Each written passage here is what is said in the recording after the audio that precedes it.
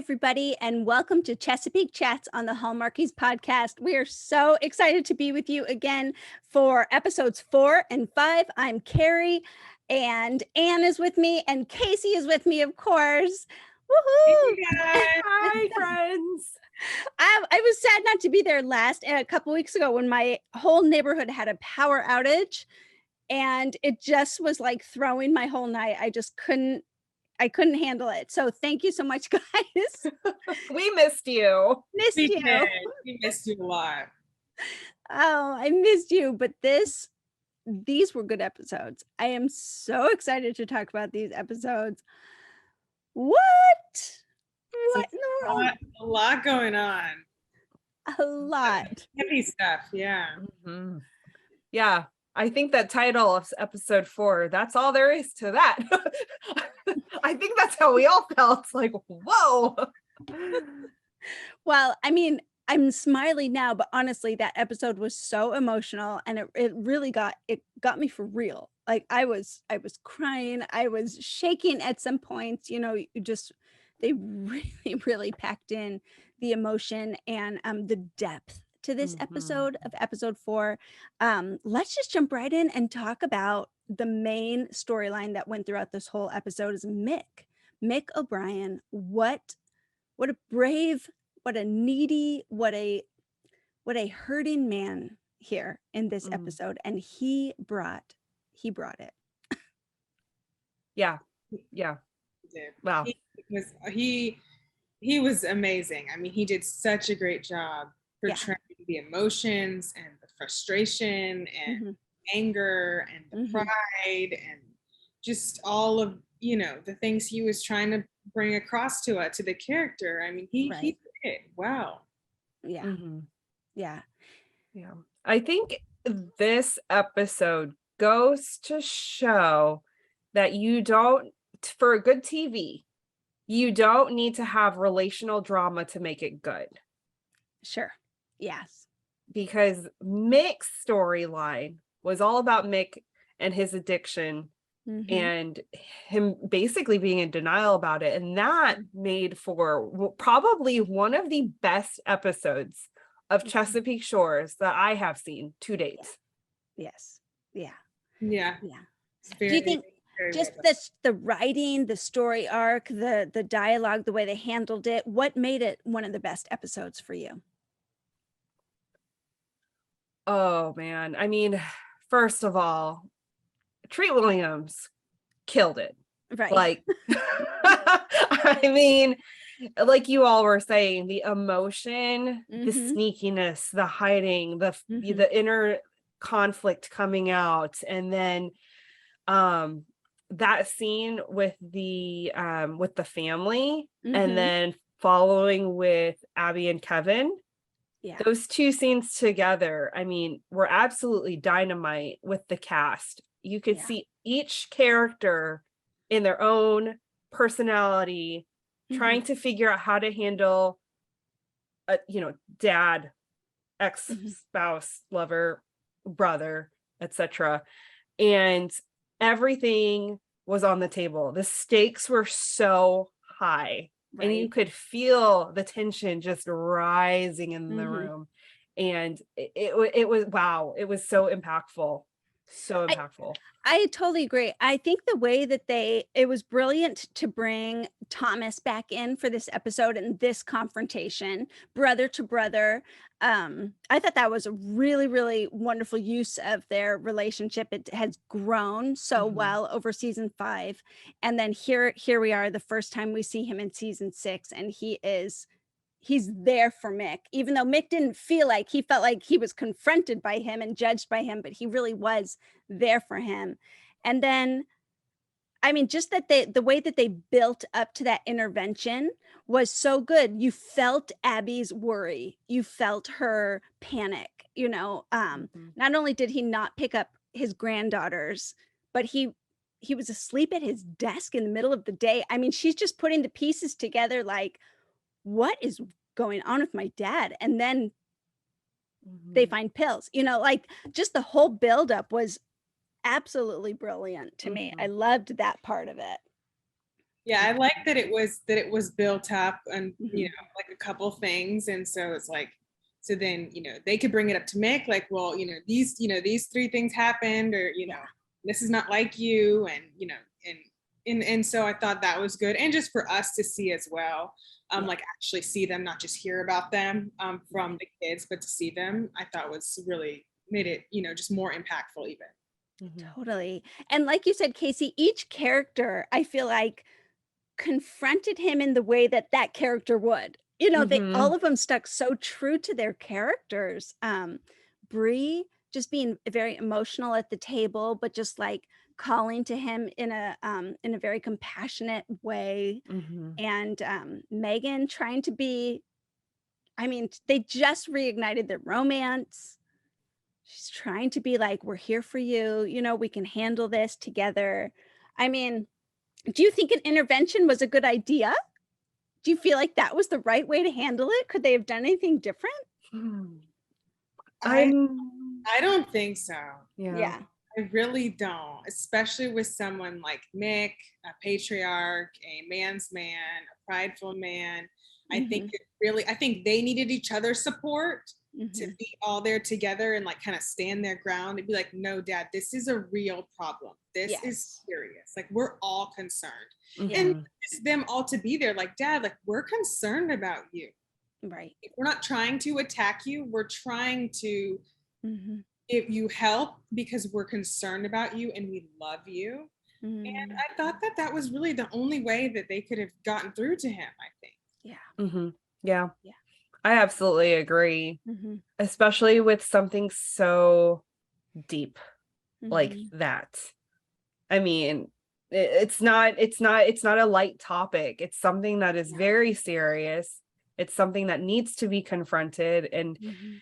so, I mean, Thomas confronted him one-on-one Mhm. by that point. And so when that didn't work brother to brother, I mean, what can you do? I mean, you have to bring the family together. And Right. I think it was a very smart choice of the Mhm. O'Briens to have the majority of the family there so that they came as a united front. Right. Um, and also, I just have to say, I feel like there was more proof here that Mick has a slight softer spot towards Bree because he was not going to sit down until they made eye contact. And then Bree's like very emotional and he sat, I know, albeit he took the chair and sat on the other side of the room. Right, right. But he did sit after Right. she pleaded with him. Yeah. But I agree with that. I thought that was very subtle but very profound. She speaks up and then he mhm, enters in as much as he can. He entered into, okay, fine, let's talk about it. Pulls a chair, but pulls it far away from the table. He's not going to sit at the table with everybody because he mhm, doesn't agree with what's happening. yeah. But he was trying to meet them Mhm, some of the way because he thinks he's still in control of this. He mhm, doesn't think it's a big deal. All right, I'll meet you here at the table because it's not a big deal. mhm, Um, I did think the intervention was necessary. I thought it was smart. I thought it was wise. It's the only way you can kind of come together, to show the power of, our love and support and our concern. The only thing I thought was, even as he's in his addiction, I had compassion for Mick when he was very defensive because here we are in his home, the mhm, home that he built for his family with his blood, sweat, and tears. And, they are confronting him at a place where he has been the leader for forever. He has been the one in control forever. And mhm, yet, as soon as he realizes he has lost control and said, you guys, you, you don't get it, or whatever he said, they don't get it. They mm-mm, didn't. They didn't get it, like what he was going through. He like storms out. And I thought, of course he did. Of course he storms out. mhm, Just even that location. And then where does he go after that? That was my favorite part, and I think the most well done part of the whole episode. Yeah. Um, just just as someone who has been through trauma, I know that for me, like, the only kind of person I could talk to and that I would believe that was on the same level as me Yeah. and think that I was down here and they were here. And that's my own perspective. Any person who's struggling with something's perspective. Like the only person you can really listen to and know that actually understands is someone who's actually been there. Like not trying to knock anyone else, but from the person's perspective who needs help, who needs support, it's just so much easier to talk to someone who you know they get it. They know what this feels like.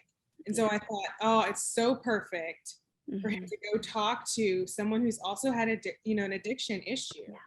I just thought, Mick's gonna feel safe. He's not gonna feel judged. And I understand what that feels like. And I just thought that's just perfect for how prideful he is and just how vulnerable and how hard that kind of situation is. It just really helps to know someone has been there, get their advice, just listen to them, say like, how did you deal with this? What helped you? This can happen to anyone. That kind of thing that Luke said. He's like, it doesn't matter. It doesn't matter that you're like an amazing dad and like you raise your kids by yourself and you have your own company. Like this can happen to any person on any socioeconomic level, any race, anything. And I just thought that was so well done. So like, I'm like, oh, it was just great. Relate to each other. And then him getting that different perspective. I mean, it helps that they're not family. That's like a big thing because you feel like your family's so biased against you, and especially with Mick coming off of the second interaction with Abby and Kevin. That one. Now, I loved how at first, before the intervention, we have the family there. I mean, Kevin is so angry, and Abby's the one telling him, like, I don't know, like we've got to calm down a little bit. And then it flipped. It absolutely flipped with the two of them when they confronted their dad, because that's when Abby went off and Kevin was like, hold on. And then Abby's like, no, you didn't raise us to be this way. Like all of these things. And I'm like, as the oldest child, I relate to that. If that were my family, I would totally go off like that on a family member, regardless of who it is. And so I love that the complications of their characters and like what they're going through also shows in their actions too, because you see that flip with both of them. You see Abby realizing like, okay, no, as the oldest child, we're gonna take care of this. Then you have the Kevin side where he's fuming mad, and then he kind of simmers down because he sees it from a different perspective. Because then he's retelling his dad about his buddies. It took 2 days to get hooked, and it's like I just love that that scene and that interaction with the three of them. It was so well done, and it was wow, it was amazing.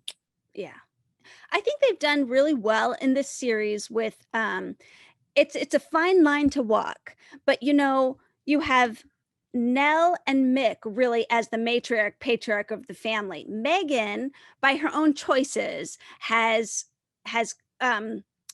forfeited that role really, and yet she is brought back into the family in such a tender way and has a place there, an important place. But that second, more intimate conversation that he has with family members, it's with Abby and Kevin, who also had to grow up really fast with their moms leaving later, and then now have to, again, grow up really fast again as adults and say, what, dad's dealing with this addiction? Dad's doing something that we never thought, you think that he was above anything like this, and they're having to wrestle with that. We'd like to take a second and thank our sponsor for this episode of the podcast. If you love Hallmark royal romances, you'll be swept away by To Win a Prince, an Africa set royal romance novel. When a fashion designer is forced to work alongside the prince who betrayed her best friend, she must stop herself from falling before she's too far gone. This book has all the best tropes: enemies to lovers, forced proximity, and grumpy sunshine. If you're looking for a romance that will have you enchanted from the first page to the last, To Win a Prince must be added to the top of your to-be-read pile. Get 40% off and free shipping at bakerbookhouse.com when you purchase To Win a Prince or In Search of a Prince with the promo code HMShiloh40. That's bakerbookhouse.com, code HMShiloh40. Just think that they've done so well throughout the whole series of sharing family roles and leadership in that way, I think. Because that's true. That's kind of true to life. Family roles adjust and really change as the years go on. But to Anne's point too, going to the bridge and seeing Luke for that final conversation where he realizes, I have a problem. Now, he doesn't think addiction just yet, but he may agree, oh, this is a problem. It's the way he walked into the bridge and he's like fiddling with things on the table. He's not really saying hi to Luke. He's not really talking to Luke. I mean, you almost think he drove there subconsciously, like that he just, his heart took him there. Maybe his need took him there. And he knew, like you said, Anne, he knew who would understand and maybe be able to speak into what he's going through. And Luke, in that patient way that Luke is, just let him kind of walk towards him closer, come closer, come closer.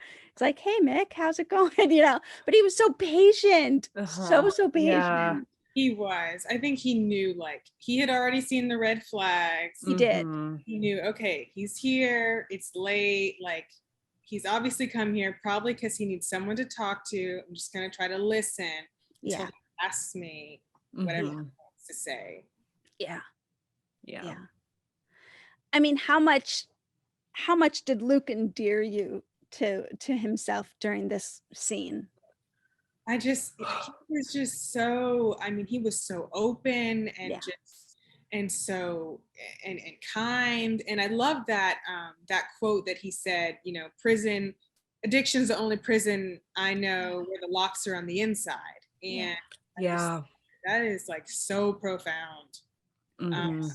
We always have choices that we can make, and I just feel like that's what that quote means. And and it is hard, but we can seek help and get support, always.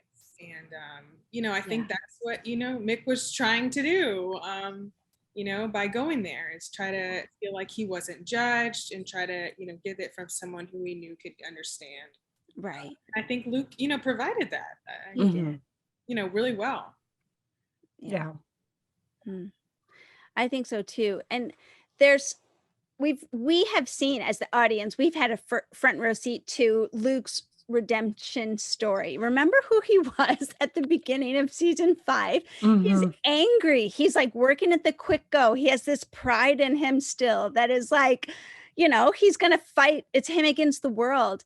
And slowly and surely, he has just really softened up. He's come into his own. And that's, to me, that's the beauty of redemption. Redemption doesn't just give you your life back, but it's like it gives you something more. What grace there is in redemption. Like, it gives you something more. And he's able to be a upstanding citizen, have a job, but also then there's more than that, pour into someone's life based on his experience and bless them based on his experience. And it's not without its consequences, as we saw. He's apartment hunting and he can't get an apartment that he wants because it's on his record that he's a convicted felon, and someone doesn't want that. They don't know who he is. They don't know how he's changed, but they don't want that. So he has to live with the consequences of his actions. But redemption gives you new life. And that's what I love that we saw in this scene that I saw in this scene for Luke. New purpose. Yeah. I feel like in life, like when we go through things, it's like 60% of it is for us, and like 40% of it is for whoever we're going to be able to help or advise or support or listen to. in that same issue, because we will have, a voice and a knowledge that other people don't have on what the subject is. And I think that he just, it was his time to use that. Yes. Use one of those cards. And I just really liked how they showed it. I just thought it was just so well done. Stephen and Mick, they both in that specific scene just did really good job. Yeah, I agree. You guys said it so beautifully. But did it not remind you though of season 5, episode 3, where Mick and Luke had that interaction outside the bridge? Do you remember that? Oh, that's right. I feel like there's like some symbolism there. The bridge, you know. Oh, the bridge. I know, but they were outside, and then this time they were inside. I mean, there's just a lot more intimacy there. You're inside. I don't know. Maybe I'm looking too far into it, but I mean, it's so cool because Mick gave Luke a second chance. Yeah, and essentially Luke is helping Mick get a second chance. Right.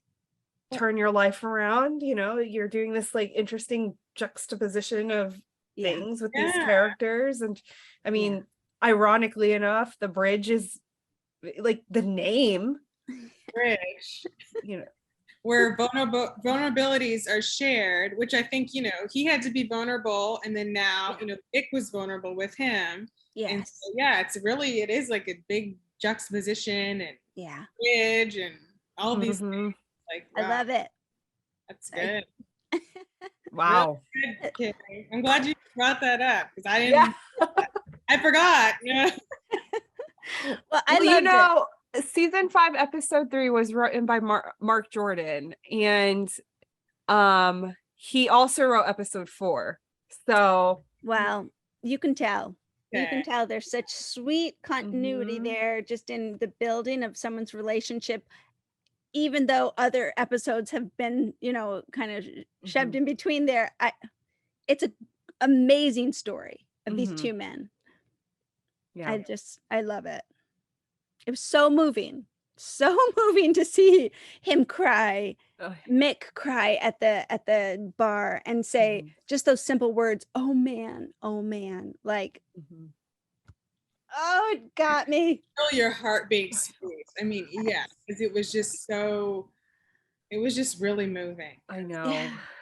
I just was like, this is so good. And I'm so glad that everyone who's watching this on Hallmark Channel right now is like, because this is an important issue. And it's just like, it's just so good to see, it's a great performance too. And so it's.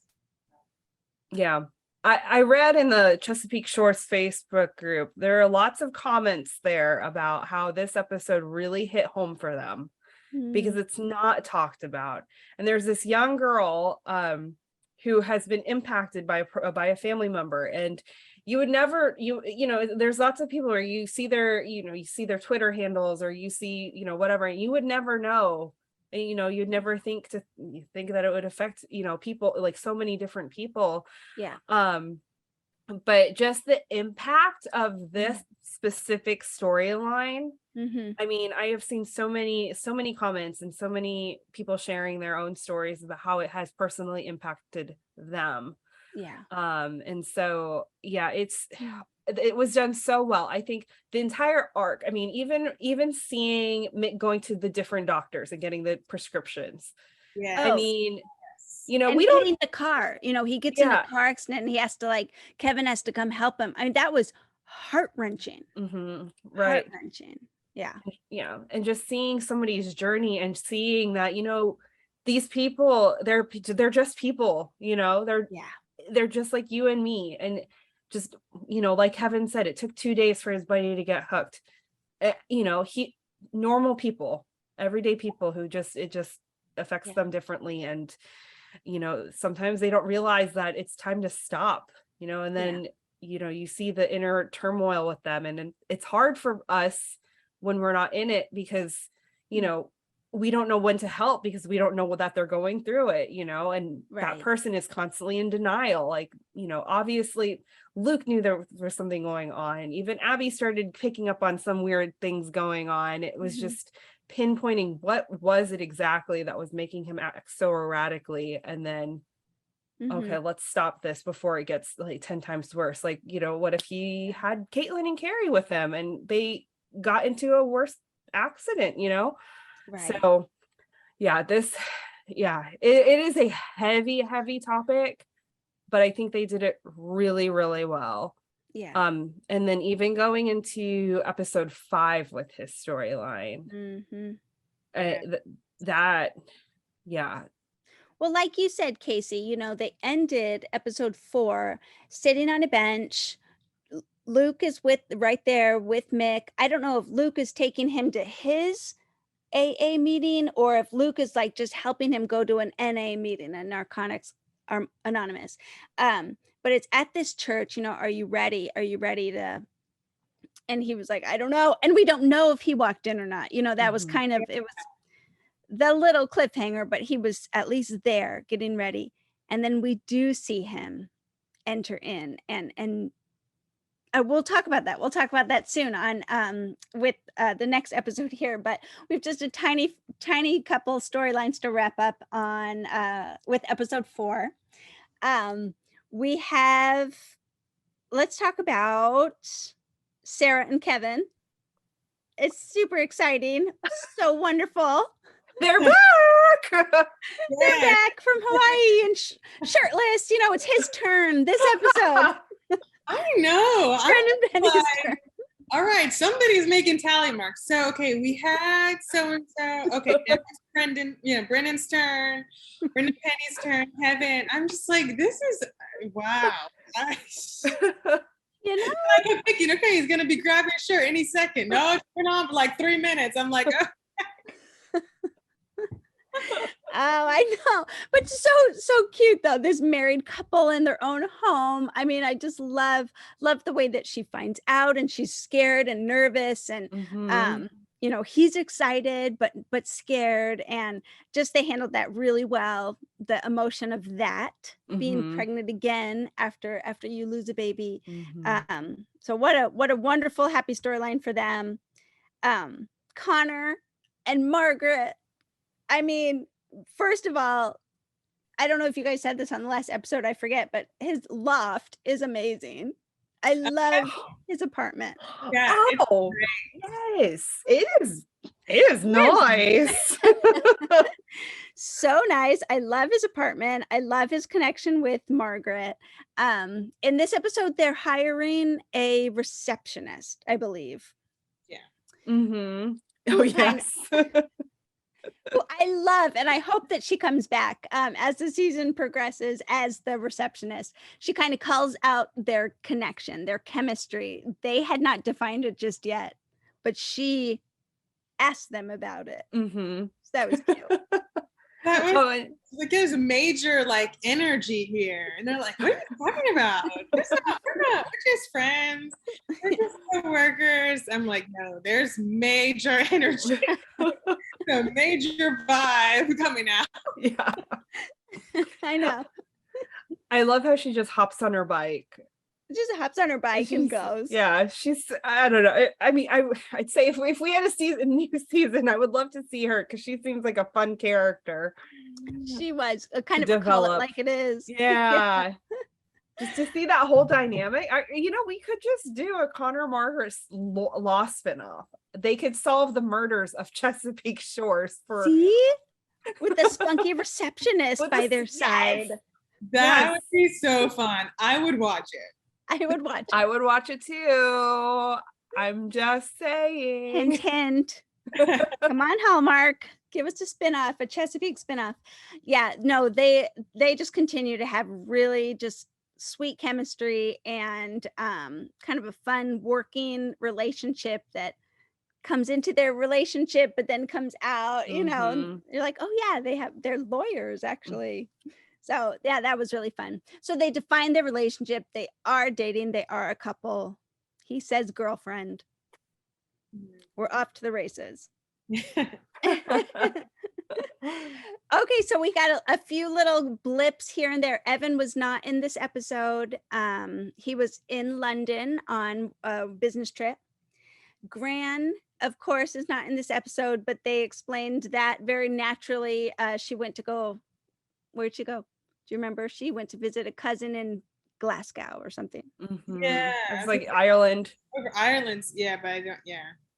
And then Jess and David were out of town with his mom and sister because of the stress that they were all under. So, you know, they did a really nice job having half the cast not in the episode, so they really could go deep with what they needed to. They needed to address it. We've been working our way up with this addiction and the pill popping, and I was nervous. How long was this going to go on? What was going to happen? And as emotional as it was, this was an excellent episode. So excellent. Yeah. So good. It was really, really good. I'm just so glad that, you know, these last 2 seasons, you know, have been so good. I mean, we just really needed some conflict resolution and some conflicts that are well written and understood, and we understand why, and resolved and all these things. And so it's been great. Yeah. It's because the stakes are high. I mean, in previous seasons, there are no stakes with the land. Like, how does that affect everybody? Like, but these are stakes that affect everybody. Connor's heart attack, that affected everybody. Mick and Megan, obviously their relationship, you know, that's the heart of the O'Briens right there. Like, you know, mom and dad getting back together. That was the theme in the book, is mom and dad getting back together. We have addiction with Mick that affects so many people. You know, there are so many things that, you know, like I said earlier in this episode, you don't need relational drama to make a good episode. You can also have these exterior things that just interweave throughout the characters. And how does it affect that person going through it? How does it affect the other people who are standing by them and stuff? And so I think that's what made that episode, I mean, I've raved about it to so many people. Like, I have told people who quit watching after season 4, I'm like, you know what, just go watch 5 and 6. Go watch 5 and 6 so you can watch episode 4 of season 6, because it is amazing. I mean, I would venture to say it's like it's probably in my top episodes period from Hallmark. I mean, I barely watched it. I've only watched like Good Witch and When Hope Calls. I haven't watched, you know, the other things. But I mean, it's so good. The performance, the writing, I mean, the content. I mean, it's I mean, it is. Y'all know I'm a postable.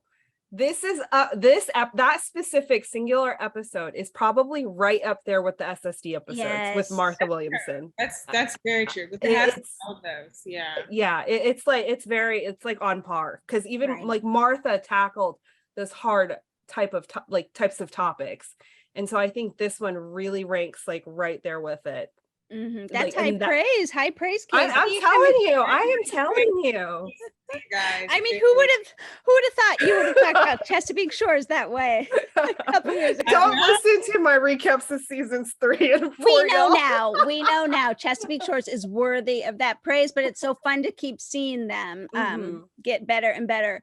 Okay, Kelly, you have 30 seconds to explain who we are and why we are so important to the world of podcasts, especially if you like rom-coms. Oh, okay. We love rom-coms and we love love. And if you listen to us, you're going to find out so much about love and rom-coms. We're also filmmakers. And so when we look at these movies, we might make fun of them sometimes, but mostly it's about love. We're a gentleman's guide to rom-coms. From Netflix originals to Hollywood classics, we are a Movie of the Week podcast devoted to your favorite rom-com. Check us out wherever podcasts are heard. We go on now to episode 5, and episode 5 at this point last season, Jess and David were just getting married. It was the middle of the season. Same here.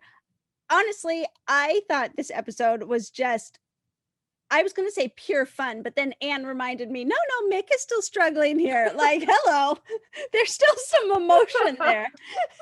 Well, you know, we weren't really sure to start off because he's all honky-dory. At least you think he's a little honky-dory. He's putting it on well. He is. And that was another thing is I was worried. I was still, because I'm still like, I still have like, you know, whatever you call trauma, past trauma from Chesapeake Shores, a different trauma. Because I'm like, oh no, are they going to just pretend he's fine now? Because I'm not going to be fine with that. I'm going to be upset. And so I was watching, I'm like, okay, is he putting on? Are they trying to pretend he's fine? You know, Megan's gone back. I'm like, what is she doing? Like, this man's not okay. Like, and so I'm like, are they trying to say he's fine? Right. Well, I wasn't sure if there was a time jump. That was my thing too. I was like, did 6 weeks just pass by? Yeah. So you were watching and you were like, are they just going to play this off like he's okay or what? Yeah, no, but then I think maybe I'm giving them too much credit, but I think that Mick was trying to pretend like he was okay. And so we were kind of led to believe like everything's okay. And then we see how he really feels, how much pain he's in, the struggle. When he curls up after he hangs up with Megan on the phone that first time and he curls up in a ball on his bed, you're like, oh no. Oh no. He is not okay.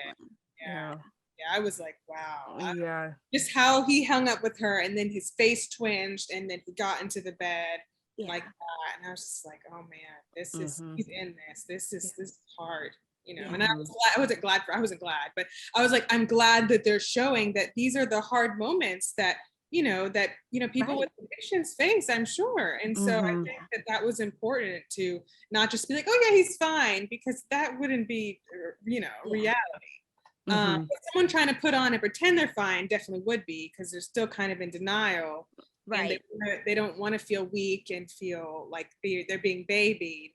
Right. So they try to put on this hard exterior, but they're still just in so much pain and confusion. So he's on the phone with Megan, and then Megan, at one point, Carter, this guy Carter, who's interested in her, really comes in and kind of starts like poking the bear a little bit, asking some questions, that you're going to get back to him together with a drug addict, and I mean, what do you think? Do you think he was just stirring the pot, or was he asking good questions? Like, are these good questions? They just came from the wrong place, or I don't know. That's a good point. I mean, I feel like he's doing it for selfish reasons, but I mean, they're probably good questions just to think about and, for, Megan to think about. But I think his perspective is coming at it like, manipulative. I'm Mr. Reliable and responsible and, I can be counted on, but he's just, Yeah. Attitude. The attitude 100% was too pompous for me. And it was definitely, there's underlying like subtext there, like you guys were saying, like, I'm the better guy, blah blah blah blah blah. Because even if he were truly coming from a good place, his tone, his like the way he was acting would have been a little different. It would have been from more of a place of concern. Like, are you sure? Right. And you wouldn't call somebody a straight up drug addict unless you were trying to manipulate the conversation. He would have used something more along the lines of, well, Mick has become addicted. Do you really want to live a life? Like, what if he's blah, blah, blah? Because calling out what it is, then labeling a person, two completely different things. Exactly. I think you're exactly right. And the way Megan handled herself in that conversation, I actually was very impressed. And I was so glad, because they could have gone one way to like, she was really persuaded by Carter and really, oh no. And now we start this love triangle all over again. And I would have been like, no, but they didn't. They didn't. I think we've all experienced some kind of trauma from, previous seasons of Chesapeake Shores. I had the same thoughts. I was getting really anxious because I was like, oh no, we've only got like 5 episodes left. We can't have more drama with Mick and Carter. Don't you think she handled herself so well there? Like, she saw she didn't know the actual what was going on, and she knew she didn't know what was actually going on. That's why she called him again. Yes. But she stood did up more. for him, and she believed the best about him. Like, this is a proud man who is going to NA meetings. That is something good. You know, like, I That's was something to be so proud of. impressed. Yeah. Mhm. Mhm. Yeah. And to be honest, I mean, they like she's been here, like what the timeline is, like about 4 or 5 years. She's been with Mick, maybe not officially, but she's been in Chesapeake Shores for at least 4 years Right. at this point. Yeah. Everybody has grown. And I mean, are you the same person you were at 21? Because I sure as heck am not. No. No. And honestly, she knows. She knows. What she's Mhm. not on the level of Luke, who was an addict, you know, but she knows what it's like to not be right in the head. Yeah. And Yeah. to put it in Yeah. crass terms. Mhm. She made decisions, you Mhm. know, when she was in postpartum depression that she thought were the way to handle things. And Yeah. so on some level, she knows. Yeah. That's true. That's another like True, yeah. juxtaposition with Mick and Megan. Like they completely flip-flopped. Yeah. Except this time she knows how to best support him, because she wasn't on the phone. Like if it were me, just by my human nature, I'd be like, are you using again? Like, you know, Right. very accused, just because that's just my, you know, knee-jerk reaction. But you know, Correct. Yeah. one thing Megan did, and I noticed, is she was just very much like, are you okay? Okay, I love you. Like Mhm. we heard I love you from mom and dad several times. Yeah. And that was like, first of all. Yeah. And second of all, that's what Mick needed. Mick needed to know that the woman that he has fallen back in love with is going to stand by him, even if she is 3,500 miles away. Yeah. And so I thought it was really beautiful in the fact that, and it was a lesson, like it was honestly a lesson for me to not like, you know, remember when somebody's going through something difficult, you know, you don't need to fix their problems. You don't need to like, you know, be that person and like, oh, are you doing what's right? You know, sometimes you just need to be there and just tell them like, you know what, I'm here for you. I love you. Most often there's the judgment that they hear the loudest is their own. Don't you think? Yeah. Is our own. We accuse ourselves, we judge ourselves very harshly. And in those situations, I should know better. I should do this. I'm stronger than this. So for her to just come with the love and the support, it was really well done. Really well done on her part. But how about, go ahead, Ann. Okay, I think you guys, you know, I think that she knew what would I wanted to have heard, you know. Yes. When it was me struggling, what would have been helpful for me? I would have appreciated if someone checked in with me, and then I would have known, okay, they're putting on a facade, so let me check in again and just tell them I'm here, like I care, I love you. And so she knew, like, you know, what he probably needed, because from her own point of view, what she wished she had, like you were saying. So I think she just knew like what or how to best be there. Yeah. So when he does come to the point where he finds that rogue bottle with one pill left in it under the sink, and he holds it and he looks at it and he takes it out every once in a while. I mean, he needed to know that there was love and support and, you know, people rooting for him. He needed to know that. Because what saved him from taking that pill again was a phone call from her. She didn't know he was struggling, but she just called and, how are you? Are you okay? You know? And then he had the courage to flush it down the drain, you know, to put it down the drain. But you guys. I was like, oh, please, Mick. I was like, no, please don't. But he was close. He was close. He had taken it out. He had it in his hand. And I was like, okay, you don't have to start over again. Like, you know, you're at the beginning of the maze, but if you take that pill, you got to go back to the start of the maze again. It's my type 1 thinking. And so I'm just like, but I was glad that Megan called him. She reassured him, I'm here, I love you. Like, okay, I don't need this. I need to keep on this path and try to It's, Mhm. you know, Yeah. Then he It- could admit. Then he Mhm. could admit, I'm an addict. Yeah. I'm an addict. I almost ruined it. Like he saw himself for Mhm. real. Yeah. Mm-hmm. Yeah. And I mean, up until this point, he was in such denial, Mm-hmm. and you can see the fighting with oneself.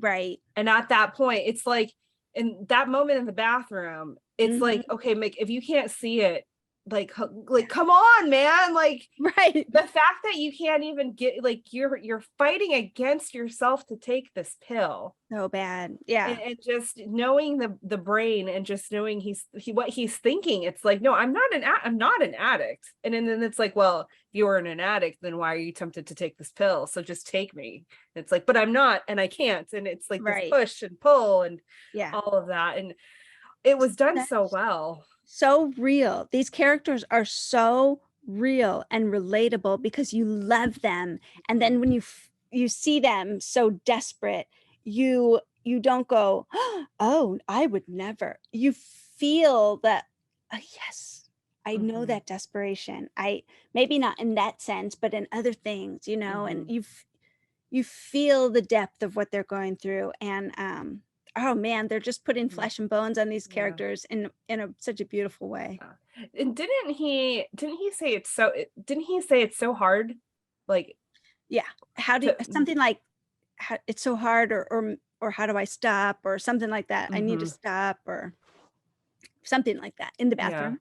Yeah. And I thought he said it's so hard, Meg. Like after he hung up. I thought that I could be completely wrong. I could have been hearing things. But I remember thinking, oh, she just said that to him, like that was a real thing. He said, like, this is so hard, or he said something to her when she was still on the phone. Yeah. Oh. I remember thinking, I'm surprised he's, even letting that one sentence out. I was surprised, but I think he did say something like, "Sorry, this is so hard." I think I was like, oh man, like, really, Yeah. You guys, then it was like he broke down after after he hung up the phone. But yeah, it just his emotions. Oh wow. Yeah. I was glad to see him, stand up. He has this ally there at the NA meetings, Ralph, and he just was able to like share finally, and again, just ended hopeful that each step towards health is such a hopeful thing, and that's what they gave us in this episode again, another step towards a healthy living. So while all this other stuff was happening, this stuff with Mick and his journey and the emotion of it continued, we had some levity introduced to the whole thing, rom-com style, with the Mr. Mystic machine. I thought that was so cute. Yes, it was a nice way to lighten up the last episode. Oh, Mr. Mystic. And I love Jess. Yes. Jess is always so fun because she's just like what was the ghost hunting?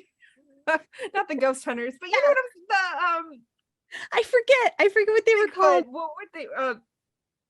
They were looking for basically Chesapeake's version of Bigfoot. Oh, yeah. I forgot what they called it. But yeah, they were like looking for Bigfoot or whatever.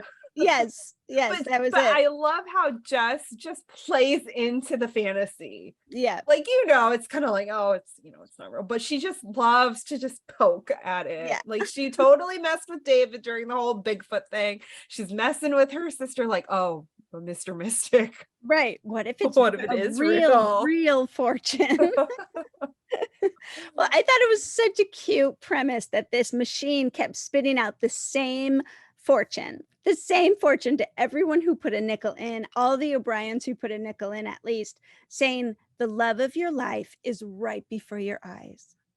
What trouble that caused. Oh my goodness. Oh. Okay. Ho, ho, ho. We'd like to take a second and thank our sponsor for this episode of the podcast. It's the Hallmarkies Patreon. Do you love Hallmarkies podcast, especially at Christmas? Do you enjoy the holiday previews, recaps, interviews, and bonus episodes? If the answer is yes, please consider supporting the Hallmarkies Patreon. We need your help to do what we do both during the Christmas season and all year round. But not only do you help a podcast led by strong, independent women by becoming a Patreon, you get to become a part of the Hallmarkies family. Starting at only $2 a month as a patron, you will have access to our Facebook Patreon group where we talk about the movies, shows, and more all year. We also have many monthly patron watch-alongs with guests like Lacey Chabert, Natalie Hall, Paul Campbell, Mary Lou Henner, and more, giving their behind-the-scenes details of their films. As a patron, you also have the chance to provide input into the podcast and even join us at different tiers. So this Christmas season, spread some cheer to the Hallmarkies Patreon and become a member today. You won't regret it. Go to patreon.com/Hallmarkies to learn more. That's patreon.com/Hallmarkies. Get this, the love of your life is right before your eyes. And it just sends them on this little spin of, wait a minute, are we going too much too soon, too big too fast? What are we doing here? They were cute. They are, yes, they're dates. Let's talk about their date for a hot minute. We went from caviar to French fries. But she said, she's like, I just want a regular old beer sometimes. I don't even like champagne. I just want a regular old beer.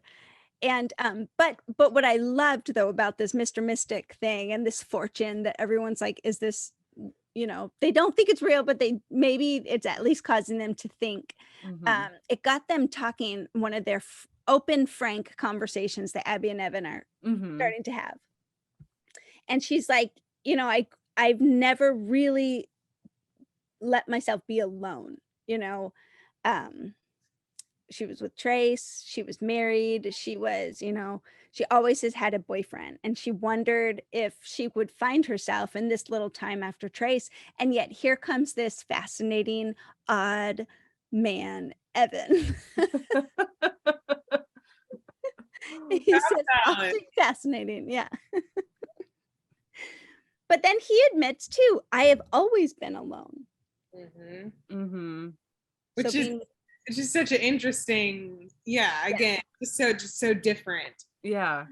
And he said that. It's like he's always been alone, she's always been with somebody. It's they're just really different. Different, but the same, like the same fear of being together. And what would that make me if I was with someone? Can we actually be two separate people together? Or do we have to be a couple? I don't know. Yeah, for Abby, that would be a really interesting journey because she, obviously she was married young. Oh, she was like, well, let's go back even further. She was always with Trace. Always with Trace. As the high school boyfriend. Then she meets her ex-husband. Obviously, they got married young. Or they were at least together for a while as a young, like in their young 20s. Yeah. And then she goes back to the shore. She's with Trace again. And it's like, when you're young in relationships, you kind of merge almost in a sense. And I feel like, I could say that because my husband and I have known each other since we've been together since we were like 17, 18. And like, I know that he's taken on some of my personalities. I've taken on some of his personalities, and it's for better, like for worse. Right. But then it's also like when obviously we're still together, but when two people who've been together or a girl or a man who's been in a relationship with somebody for a very long time, from 15 to 35, 20 years of like melding personalities and stuff, and then that's gone. It's like, who are you? Like, who am I? I could definitely see how that's a kind of a fear of Abby's. Yeah, for sure. Yeah. And then also she's mom too. So like as a mom, like sometimes I know when they were little, like younger, smaller, I know that sometimes I felt like I had no personality. I know. Because it was like mom hat. So it is an interesting thing to think about. Just diving into the deeper crevices of Abby's fear, because you also Abby doesn't ever seem to put on those, like, she's never really that vulnerable. Right. It's rare when she is. And so even though Even this with was Kevin, even with yeah, Kevin, he asks her how things are going. She's like, fine. yeah. So it is interesting. Like, now that y'all are pointing that one out. Huh. I like how she's really is trying to express herself with him, though. She really is trying to put words to what she's feeling and saying, you know, I don't know, he brings out a vulnerability to her that she allows, which is Mhm. kind of cool. Yeah. Mhm. And but he also, you can tell he doesn't know how to be with someone either, because he's immediately saying, I don't like champagne either. I want a beer too. I don't like twinkle lights either. And then and then as soon as they're at that seaside festival and they're dancing and it's beautiful and there's these twinkle lights and they kiss and she's like, I like romance. And he says, I do too. He still needs to figure himself out. Yeah. Still kind of riding Abby's leadership here. I know. Yeah. So, like he said, I think he really hasn't been, in like a long-lasting relationship or in like a more serious relationship, which is starting to get there. And so I think he's kind of like, it's kind of weird because he's like such a master of, his business and, the things he does, but this is like, he's an amateur, like he doesn't know. And so I think he's trying to figure out, how do you be in a like more serious relationship with someone who has children and like, who's also my business partner and someone whose family I love. Like this is a lot more serious than the other whatever, relationships he had. So I think he's trying to find his bearings and kind of figure it out. So I think he is so funny.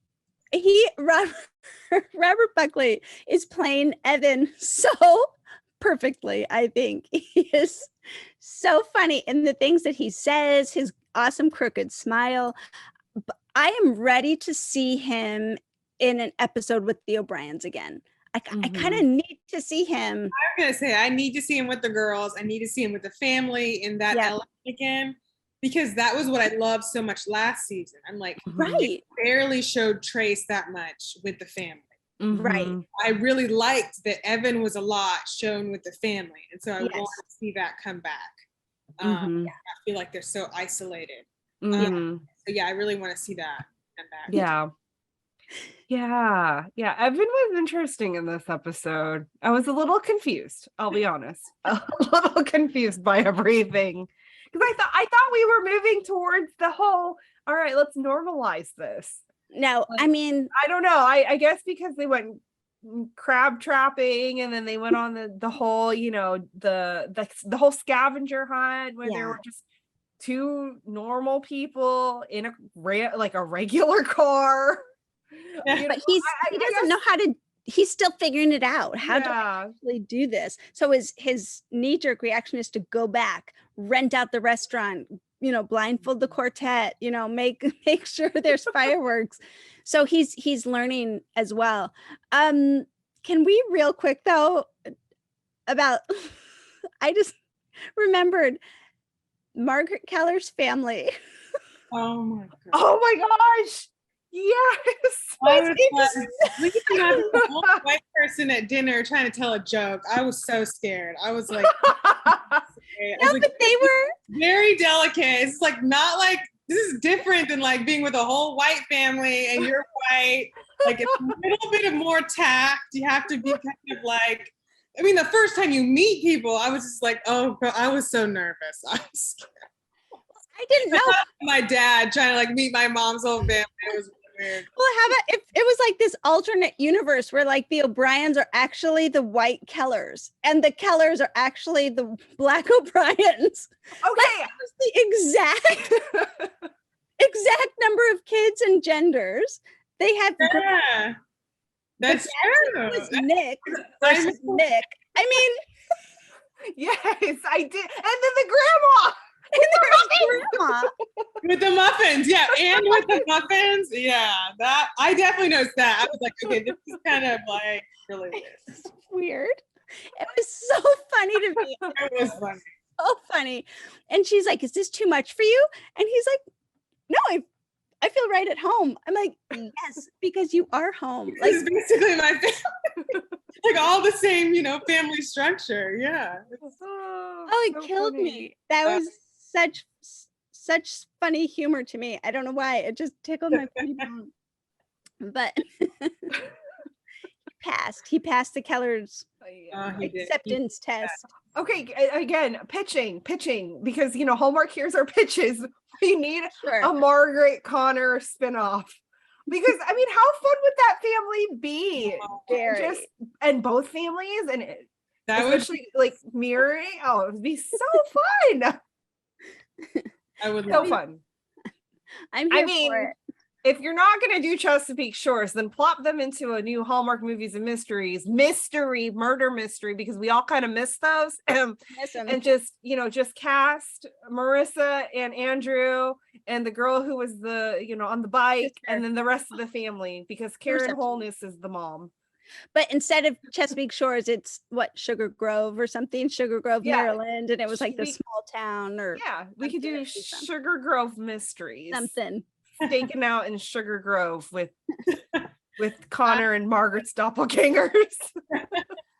Oh my gosh, that was so funny to me. It was exactly what I needed. I honestly, this episode did feel like a rom-com to me in some scenes because of the laugh out loud nature, the shenanigans with Mr. Mystic. But it did take a couple of emotional turns, like with Bree and Luke. Oh my goodness. I was like, what? Stop, please. I was gonna Bree O'Brien. I'll be honest. I was like, girlfriend. She sabotage. That was Jess's word. Just don't sabotage yourself in this relationship. That's what she was doing, because she just would not stop. I was like, Bree, you were coming Stop. so strong with this. Like, just please stop. And you can tell he's kind of like not used to being teased, but she wasn't teasing. She was like pushing. You planted it. Well, then you did. You put the papers in. That means you planted. Like, let it go. But why? That was my question. I was like, does she have trust issues? I was like, is this something we're supposed to know about? I was kind of like, I don't remember if we're supposed to know something about that. I mean, Just that she's a serial dater who, yes, the trust issues I think obviously go back to her mom and dad, like her family. She said that she has trust issues, but gosh, that was so pointed at him, like, and it was over the stupidest little thing. Yeah. And it was, so it kind of reminded me of like, she was teasing and then she just took it too far. And then it was gone. way over the line. Like way over like she wasn't reading the room. Like, Bree, he doesn't think it's funny. Yeah, it's not. And now Like, he's taking it personally that you don't trust him. You're just way over. Like, and she's like, and then you asked to move in with me, and he's like, I did not ask. I never asked. That was the strangest thing. It was weird, yes. And then I thought so sad. And I thought that was her trying to, like, at first, when that whole conversation was beginning, I really did think she was trying to be like, because Bree, she's a little quirky. I thought she was trying to be funny, like, and then you asked to move in with me, and then he would say something like, "No, I didn't," and she's like, Maybe you can. I don't know. I thought she was gonna make some kind of quirky little joke that was like, okay, haha, we're gonna laugh out of courtesy, but we really don't know why this is funny. And then it just like went downhill from there. And I was like, oh gosh, Bree O'Brien. And she's like kept insisting it was a joke, and he's like, nobody's laughing. And when he said that, I was like, oh, Bree, you killed it. Like, this was horrible. And then he just like, he got up and he left. I mean, he said something to her and then he left. And I was just like, Which that place was so cute. I was like, man, he's just leaving you with this nice place with a fountain. Gosh, like, oh no. But having the most boring lunch I've ever seen with water and salad. I was so sad about that. I want the burritos that Gran used to eat. I know. Oh, yeah. Luke cannot sustain that salad. It's gonna be gone in an hour. It's gonna be evaporated from his stomach. He needs to eat more than that. And seriously though, when she went back and she tried to fix it in a Bree way, instead of saying, she said, wow, it came on too strong at lunch. Just say you're sorry. You know, just say like, I did come on too strong at lunch. I'm sorry.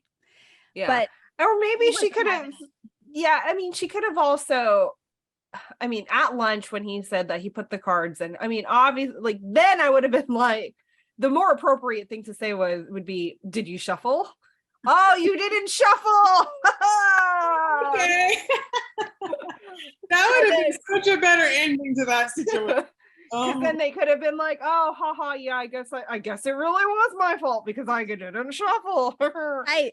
But then it turned into this whole other thing, and then bad, especially because she didn't believe that he didn't shuffle him. Like she just kept, I don't know, she was insisted that he did it on purpose. Yeah, and then turn around. That apology, which wasn't really an apology, she really could have taken the time to say, listen, my brother and my sister, everybody got the same cards. I am so sorry. I really was joking at first, but then it was just really weird to me. And then she could have done her little Bree ramble. Yeah. And then it could have been resolved a little better. But, you know, Bree has had she's kind of had it easy the last, she kind of even had it easy last season. So maybe this is time for her to have a little bit of her numbers come up. Yeah, it's time for her to have a problem. Huh? A little problem. Relationship issue, Bree. But you know, it was good because she's been so understanding and so compassionate about his past, and really she wrote this story about redemption, this short story inspired by him, and you know, he read it, and so he knows what she thinks about redemption. She you know, he can like kind of infer from her story that how compassionate she is and the second chance she wants to give. But if you cannot get over these small trust issues and you're going to push someone to the point to admit something they did, like what? See, I think that's a cop out. I think her answer of like, I have trust issues, that's totally a cop out. I think she's scared. She is straight up scared of getting into a serious relationship with somebody.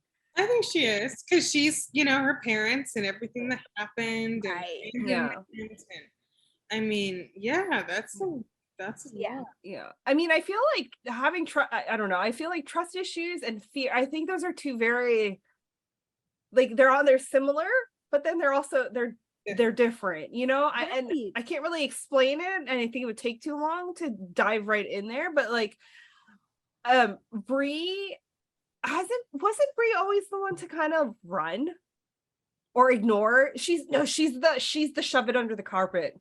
That's how she resolves her problems. Push it down. Yeah. Pushes it down, shoves it under the carpet, and just like sabotage herself. Yeah, somehow. she does. She really, yeah. So, you know, we kind of leave them on a cliffhanger. We don't really know what's going on, except for these previews kind of show maybe a little reconciliation is in their future. And what he says to her is, I have trust issues too, but it's when people don't trust me, or whatever he said. And it was like, that was, I was like, oh, this is not good. I mean, she messed up. She messed up big time. She would not, she just pushed too hard. I mean, she just was like, and that does not go over well. That doesn't feel good when like someone just like, no, but you, but I know you just, I know. I'm just like, he's like, I literally did do it. Would you please stop? And now he feels like you don't trust me. And he has his own voices in his head. I know I'm a felon. I know I messed up, but I haven't done anything wrong. Like right now, like I haven't done anything. But he also had his personal doubts about himself, and now she's kind of, you know, feeling like he doesn't trust him, and he feels like maybe, you know. I'm sure he has his own thoughts. I'm not a trustworthy person because she thinks, I went to prison. Yeah, it's going to be interesting to see how they reconcile and that, because trust is a big deal. Trust is a very big deal. Biggest deal in a relationship. I mean, it is, and it can be reconciled. It can be regained again, but it not without work, not without some proof, I think. So we will see. We will see about Bree and Luke. I have high hopes for them, but whoo, Bree, this was a big one. Oh, Bree O'Brien. Bree O'Brien. Hey, you know who I really missed in this episode was Gran. I thought Mick needs her. I would have loved to see what she would have said and how she would have said it with her Irish accent. I really would have loved to just see what she would have said and her approach. And I think she would have been strong-armed or like strong, very like in his face, but very like direct. Yes, because her husband went this way. Her husband had alcohol abuse, right? And they said that before, and then heart issues with that. I mean, I really did miss what could have been if she was added to or able to be there in this season. Good, but a perspective for her to have as someone who right. Knew what it was like to live with an addict and remind him of his dad's behaviors and just very direct and yeah. Well, hey, any last thoughts on episodes 4 and 5? Anything we didn't bring up? Woo! I Kevin think and Sarah are adorable. They're really adorable. Kevin is just next episode, everybody. That's gonna be great. Oh yeah, that's gonna be so fun. Yeah. Good. And next episode, per the previews, we see David. He returns after a few episodes of absence. So good. Well, hey, oh my gosh! As soon as someone told me, you told me, or someone else said that the blurbs of each episode kind of like give things away. So I have not been like watching the previews or reading the blurbs or anything. Don't do any spoilers for me. I'll have to try to wait 2 weeks here. Okay. Oh, I did want to just mention that I think, and hopefully this is okay to say, I think that it's not bad or anything. It's just, I don't know. I think it's just important because the Hallmark audience is typically, more conservative. And I'm conservative, about certain things, and that's good. So I think it's really important to have these issues like with Luke, trying to find the apartment, like you said, just showing how difficult it is for someone who is, a convicted felon, just to find somewhere to live, and just how quick people write you off because of your past. Right. And I'm sure, I think that's just good for the Hallmark audience to see, like, as Luke is someone that they are getting to know and someone they are becoming to respect, seeing redemption from. I think that's important to just see, like, how difficult in our society it is for people to reintegrate and to find a job and to find start over. And I think that's important. Yeah. With the addiction storyline, it's so stigmatized. People of low income, people of color, people just want to give up or whatever, and I think it's important that the audience can see, like, this happening to just a regular dad who's been a good man his whole life, and and it can happen to anyone. So I love that, Anne. I love it. Good for this audience, especially to see, any audience, but I think it's one that the Hallmark audience doesn't get to see as much, especially family that they respect and love so much, where they can really kind of relate and maybe have some empathy for the characters more. So I think it's important. And I will say too, the timing of the just Mick's storyline was so interesting for me personally, because so our church, we do a basically like an AA type of thing, and it's anybody. Like, you don't even have to be a Christian to go. Like, if you're struggling, just come. We'll your kids will be watching in a really safe environment. We'll feed you dinner. you know, there are people who are of all different walks of life, all different, you know, backgrounds, races, etc. I mean, but, you know, and different addictions too. Not all of it is alcohol. Not all of it is, you know, not all of it is, you know, substance abuse. Like some of it's, you know, other types of addictions, like sexual addictions or whatever, just any type of addiction, big or small. You know, if you are struggling, come, you know, we will love on you and all of that stuff. And we actually just did a 5K fundraiser to raise for addiction awareness in our community, so that people, you know that there are resources out there. Like you don't have to be alone, even, and, you know, like I said, you can be somebody who's struggling with the worst of worst things to somebody who, you know, you may be, you know, everybody thinks you're upstanding citizen, but inside you're struggling with something very internal, and this very internal addiction type of thing. And so I think that was just the timing of that was like so perfect too. And the 5K was fun because like at the end they had the bubble machine, so it's like coming clean, like clean from your addiction. So they had like the little bubble machines and stuff. But yeah, that was just, you know, and like you said, it's something that it's not really talked about. And you know, the audience, they really do need to see a different side of addiction, because like you're right, we do tend to see, you know, we tend to think that it's just somebody who's like, you know, shooting up on the street in the slums of your city or whatever. No, it's not necessarily that person. It could be like your coworker that sits in the next cubicle who's wearing a suit and a tie, or, you know, they're wearing stilettos and they're perfect, like they appear perfect on the inside, but they're struggling. And so, you know, I really, really, really, once again, I really appreciate that this storyline was done for this family, and it was done well. From the internal, for Mick, and for portraying Mick, and then just the outside and the family and handling that. I mean, you saw them go through their grief with it, that you saw them go through their anger, and now you're seeing them go through like the support stage. And I think that's also important for us to see too, is like, how do we support somebody that we love that's struggling? And I think that is a good example. So thanks for bringing that up, Ann. Like, you know, spot on. Yeah. Thank you, Ann. That's so true, you guys. And I mean, the humility that it takes to say, I am not above blank.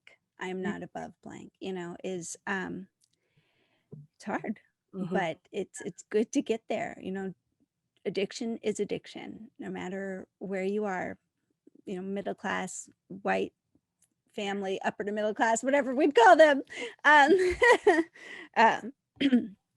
Successful man. Yeah, I don't know the stats, but there is drug addiction in those circles. Definitely. Thank you. You know, I really appreciated, I don't know about this episode 5, but episode 4, you know, they had like a hotline up, and you know, maybe we can attach that to our post as well. Since we were talking about something like this, it's always beneficial to add where that information and helplines can be found. So maybe we'll do that as well. But you guys, thank you for entering in, talking about these good subjects. Thank you to Chesapeake Shores and you know, Fief Sutton and Mark Jordan Legan and the other producers and the actors for bringing stories like this to light. This is the beauty of narrative. We can see ourselves in narrative, even if it's not exactly the same situation, or we can enter into someone's narrative and learn compassion and motivation and things like that, even if it's not our story, it's someone else's story, and that benefits all of us. So I'm so thankful for storytelling in this regard, and just good TV. That's really fun to watch good TV. So we want to just celebrate this. Yes. Definitely. Yes. Fief and Mark Jordan have alternated writing 1 through 5. So Fief has done the odd ones, 1, 3, and 5, and Mark Jordan did 2 and 4. So good. Yeah. Well, they are a So great shout-outs. team. Great They team. are. Good shows. So Well, thanks everyone. We want to know what you thought of these shows. Definitely, please leave a comment on the YouTube channel underneath if you're watching there, or a review on iTunes if you're listening there to our podcast, Chesapeake Chats. We will be with you again in 2 weeks to cover episodes 6 and 7. Kaycee, where can people find you on social media? You can find me at Kaycee__Simpson on Twitter and Instagram. And what about you? You can find me on Twitter and Instagram at awscott21. Wonderful. And come find me at Hallmark Comics. That's Hallmark_comics. And really, you can find all of us here on Chesapeake Chats on the Hallmarkies podcast. So make sure you're following along and don't miss a thing. All right, everyone. See you in a couple weeks. Bye. Bye. Bye.